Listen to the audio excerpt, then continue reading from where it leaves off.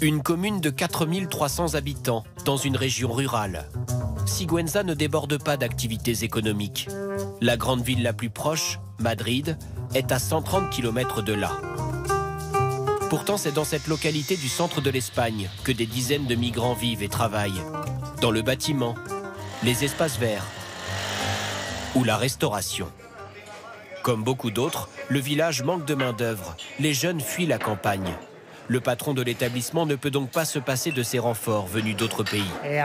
Au total, sur les 9 salariés de l'entreprise, il y a 6 étrangers. Ce Ghanéen a traversé la Méditerranée en bateau pour demander l'asile en Espagne. Il y a reconstruit sa vie bien plus facilement qu'il ne l'aurait imaginé. On m'a aidé à obtenir mes papiers. On m'a aidé à trouver du travail. Et ça fait 10 ans que je suis salarié ici. En Espagne comme en France, les demandeurs d'asile peuvent travailler 6 mois après le dépôt de leur dossier. Mais ici, tout est fait pour accélérer cette intégration, car l'économie, en croissance, a besoin de bras. Au cœur de la commune, une centaine de migrants vivent dans ce foyer géré par une ONG. À l'étage, un service s'occupe de démarcher les entreprises. Entre l'hôtellerie et la construction, on a déjà reçu 16 offres d'emploi. Les réfugiés sont nombreux à rester ensuite dans la région. Environ 20% de la population de Sigüenza aujourd'hui est de nationalité étrangère.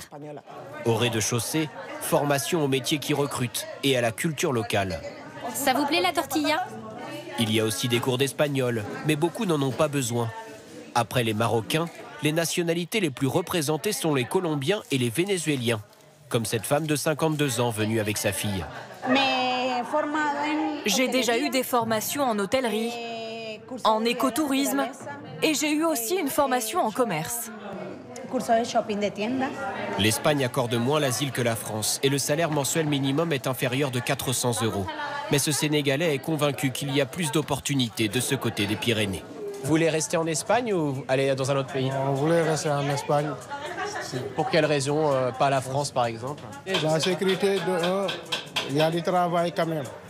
En Espagne désormais, une personne sur 3 en âge de travailler est née à l'étranger. Pas un problème à Sigüenza pour les habitants que nous avons interrogés.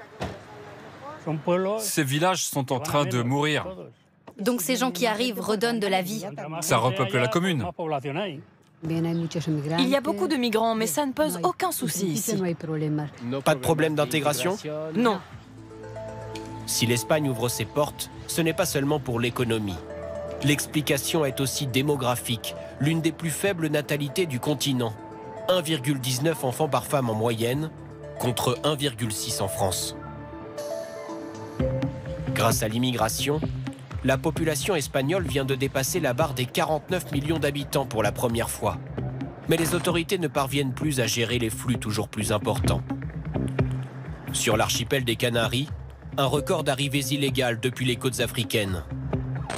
Des manifestations d'habitants excédés. En Andalousie, des quartiers insalubres se sont formés où vivent certains des migrants sans papier qui travaillent dans l'agriculture intensive. Le parti d'extrême droite, Vox, dénonce en particulier les clandestins venus d'Afrique. Nous ne disons pas non aux migrants. Nous disons qu'il faut contrôler ce processus. De combien avons-nous besoin? Nous devons étudier leur pays d'origine. Nous avons besoin de frontières fortes et sûres, ce que l'Europe n'a pas à l'heure actuelle. L'Espagne fait déjà face à un engorgement administratif, à l'image de cette longue file d'attente à Madrid devant ce centre pour demandeurs d'asile. 270 000 dossiers en attente de traitement. De quel pays venez-vous? Mali. Et vous avez l'impression qu'il y a beaucoup de gens du Mali qui viennent en Espagne en ce moment? Si. Beaucoup même. Depuis quand attendez-vous l'asile? Bientôt 2 ans. Il y a beaucoup de monde. Trop de monde. D'après un sondage réalisé à l'automne dernier, 57% des Espagnols estiment qu'il y a désormais trop d'immigrés dans leur pays.